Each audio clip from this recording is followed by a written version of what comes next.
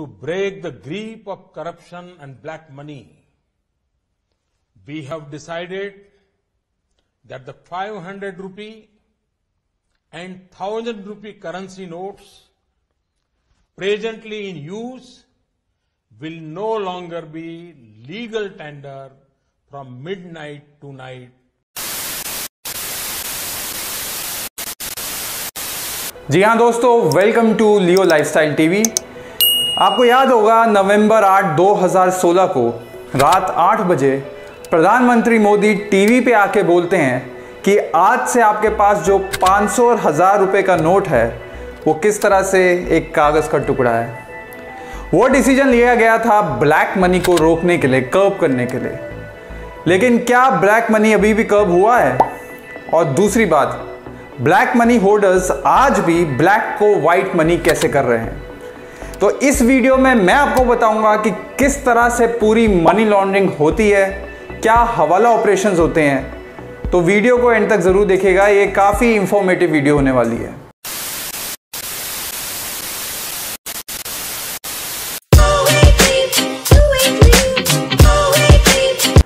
Demonetisation, मेरे ख्याल से 2016 से पहले बहुत से लोगों ने ये शब्द सुना भी नहीं होगा। लोगों को शायद ये भी नहीं पता होगा कि इसका मतलब क्या है। लेकिन प्रधानमंत्री मोदी के इस डिसीजन के पीछे जो 3 रिपोर्ट सौंपी गई थी, उनमें से 2 रिपोर्ट के बारे में मैं आपको बताऊंगा। सबसे पहली रिपोर्ट थी national council of economic research की। इस रिपोर्ट के अकॉर्डिंगली 1980 से लेके 2010 तक जो टोटल ब्लैक मनी की वैल्यू थी वो थी 384 बिलियन और पाकिस्तान की जीडीपी 260 बिलियन है। तो मतलब ये ब्लैक मनी की जो टोटल वैल्यू थी ये पाकिस्तान की जीडीपी से भी ज्यादा थी। चलिए, ये बात तो हुई डेटा और स्टैटिस्टिक्स की। अब बात करते हैं कि मनी लॉन्ड्रिंग आखिरकार होता क्या है। लॉन्ड्री यानी कि साफ सफाई। इसका मतलब है कि ब्लैक मनी को व्हाइट मनी में कन्वर्ट किया जाता है। एक ऐसा पैसा जो कि सिस्टम से बाहर है, उसको किसी तरह से सिस्टम पे लाया जाता है। साथ ही साथ ये दिमाग में रखते हुए कि भारत एजेंसीज की नज़र उस पर ना पड़े।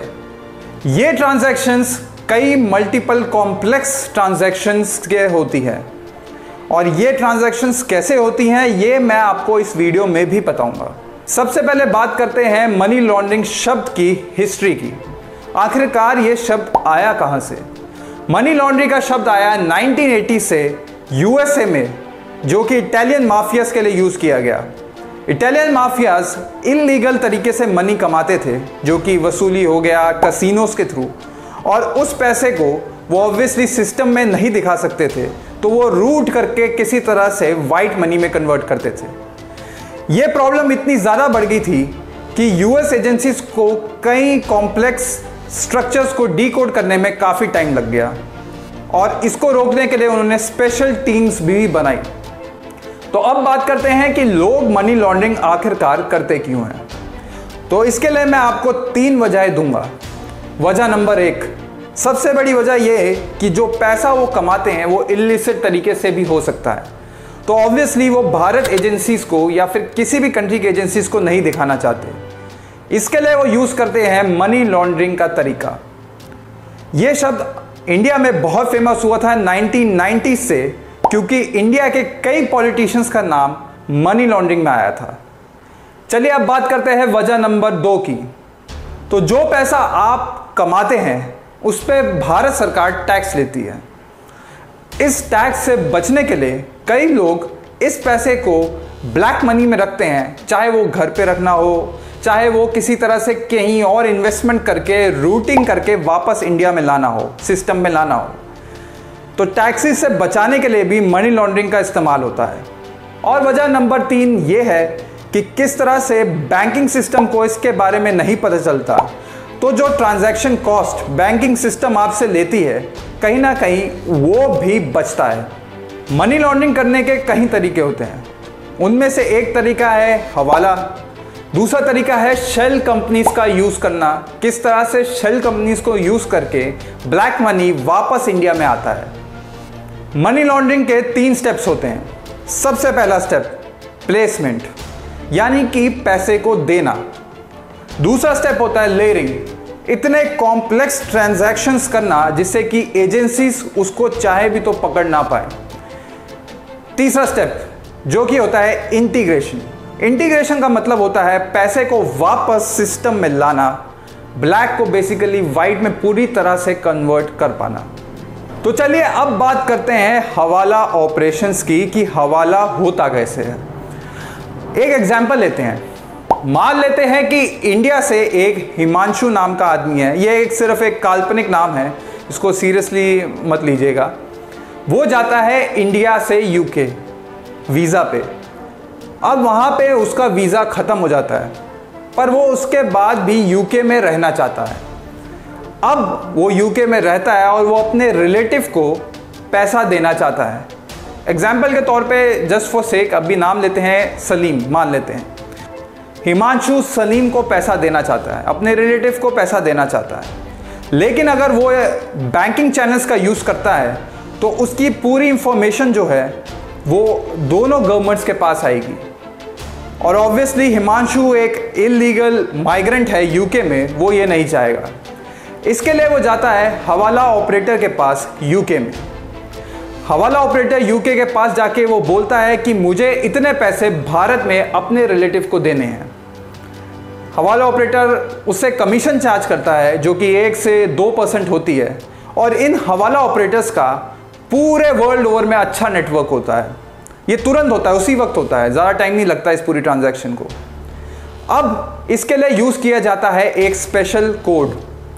ये स्पेशल कोड मैं आपको एग्जांपल के तौर पे बताता हूँ, वैसे कुछ भी हो सकता है आपस में डिस्कशन करके, लेकिन ये स्पेशल कोड एक तरीका जो कि फेमस है वो ये है कि हिमांशु फ़ोन करेगा अपने रिलेटिव को और बोलेगा कि तेरे पास अगर कोई नोट है तो पता, और उस नोट पे जो सीरियल नंबर होता है उसको as a transaction code use होता है।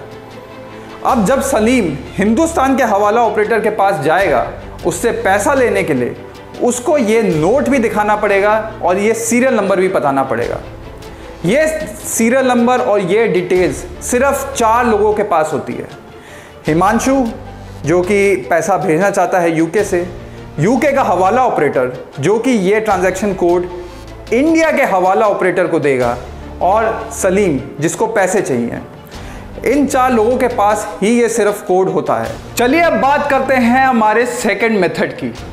सेकंड मेथड, इस ट्रांजैक्शन में भारत से कोई पैसा भेजना चाहता है, मान लेते हैं स्विट्ज़रलैंड में, तो इसके लिए वो भारत से पैसा भेजेगा पहले नेपाल, और नेपाल में वो कैश जो लेके जाएगा वो किसी और के बैंक अकाउंट में डालेगा। तो नेपाल का ये आदमी जो कि कैश लेके गया है वो किसी और के बैंक अकाउंट में डालेगा, और वो जिसके बैंक अकाउंट में डालेगा वो फर्दर बैंक अकाउंट के ट्रांजैक्शन के थ्रू भेजेगा ईरान में।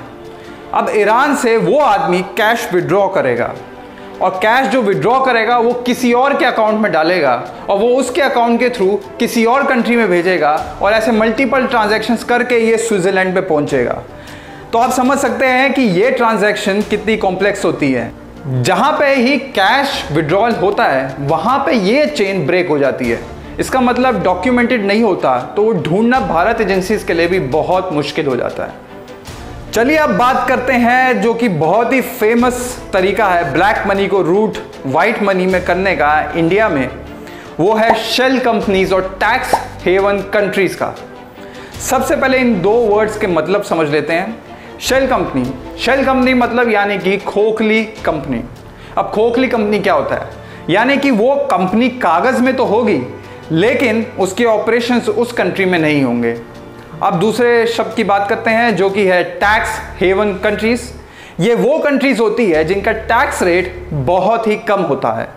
तो एग्जाम्पल के तौर पे लेते हैं कि बहामास में कॉर्पोरेट टैक्स 0% है, पनामा में टैक्स रेट बहुत ही कम है। तो सवाल होता है कि इन टैक्स हेवन कंट्रीज जहां पे टैक्सेस काफ़ी कम होते हैं, इससे इनको फ़ायदा क्या होता है। तो जो कंपनीज इनके यहाँ पे रजिस्टर होती है उनका ईयरली रिन्यूअल होता है, तो वो चार्जेस उन कंट्री को पर्टिकुलरली मिलता है। साथ ही साथ उनका खुद का बैंकिंग सिस्टम भी खड़ा होता है, एम्प्लॉयमेंट जनरेट होती है, और सबसे इंपॉर्टेंट चीज़, जब भी आप कोई लग्जरी आइटम्स इंपोर्ट करते हैं तो उस पर काफ़ी हेवी ड्यूटीज, इंपोर्ट टैक्सेस ये कंट्रीज लेती हैं। अब आप समझ सकते हैं कि अगर काफ़ी रिच लोग एक ही कंट्री में इकट्ठे होंगे, एक ही जगह जाएंगे, तो उनके लिए अगर वो कोई महंगी चीज़ इंपोर्ट करते हैं तो उनके लिए मनी एक लिमिटेड अमाउंट तक एक बहुत बड़ी वरी रहता है। तो वो कोई महंगी चीज़ मंगाएंगे, उस पर इतनी ज़्यादा इंपोर्ट ड्यूटीज़ लगेंगी। तो अब ये शेल कंपनीज कितनी आसानी से खुल सकती हैं, इसके लिए मैं खुद भी गूगल पे गया और आप देखिए कि मुझे क्या मिला।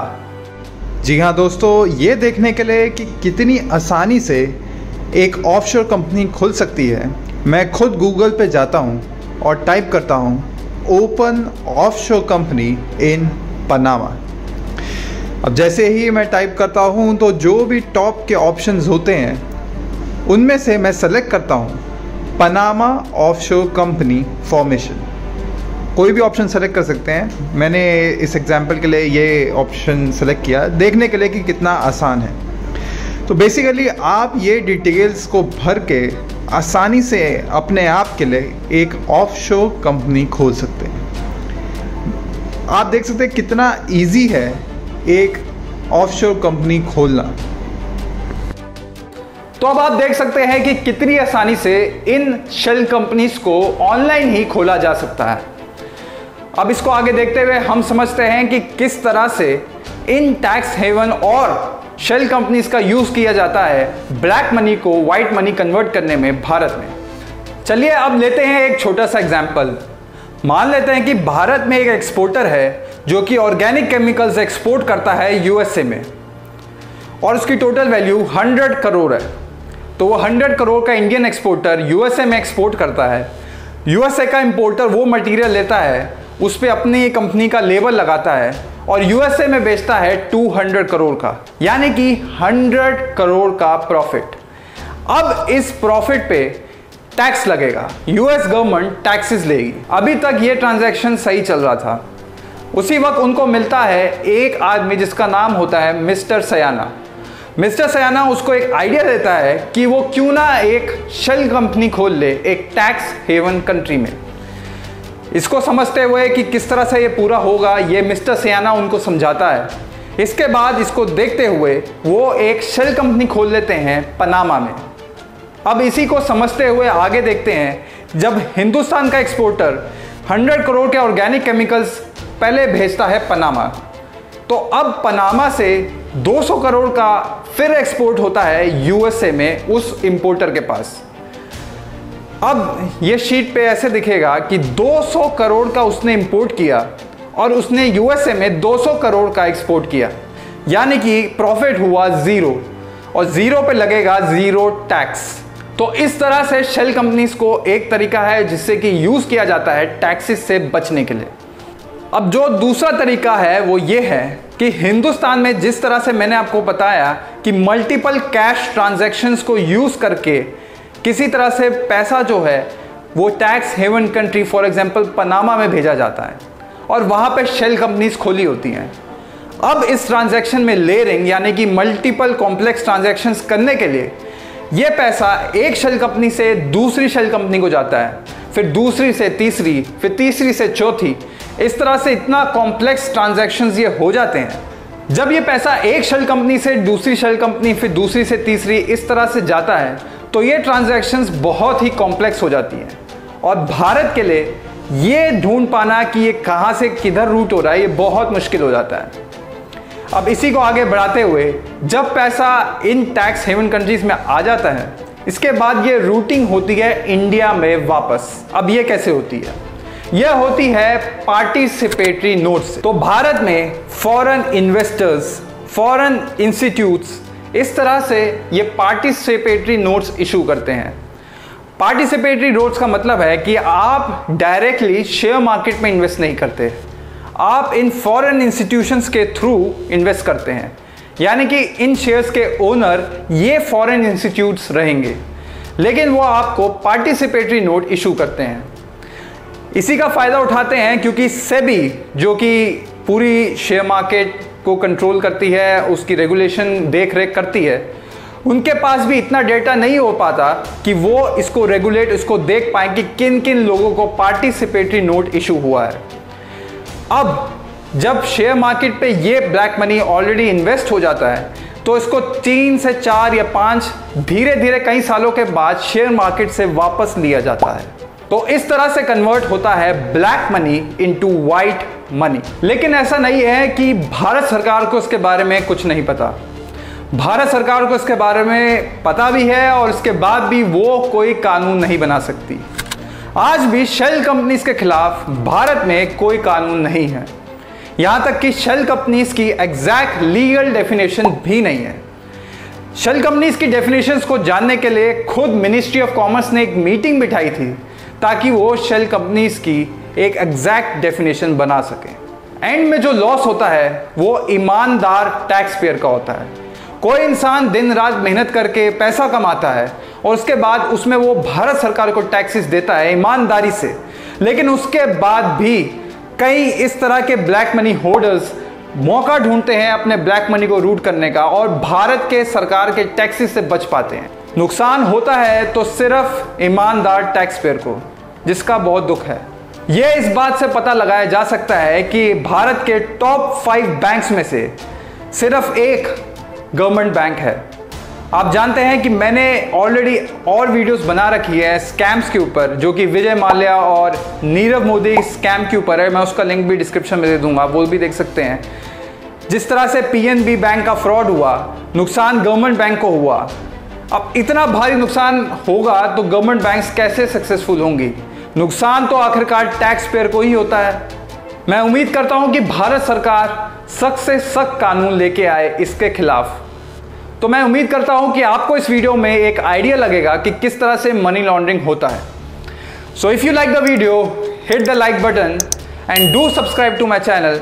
ये मैं इसलिए बोल रहा हूं क्योंकि मैंने रिसेंटली देखा है कि 90% लोग जो मेरी वीडियोस देखते हैं उन्होंने मेरे चैनल को सब्सक्राइब ही नहीं किया है। तो सब्सक्राइब करना मत भूलिए और कमेंट करके बोलिए कि और कोई इंटरेस्टिंग टॉपिक है जिस पे मैं वीडियो बना सकता हूं। So until next time, stay healthy, stay fit, stay Leo lifestyle.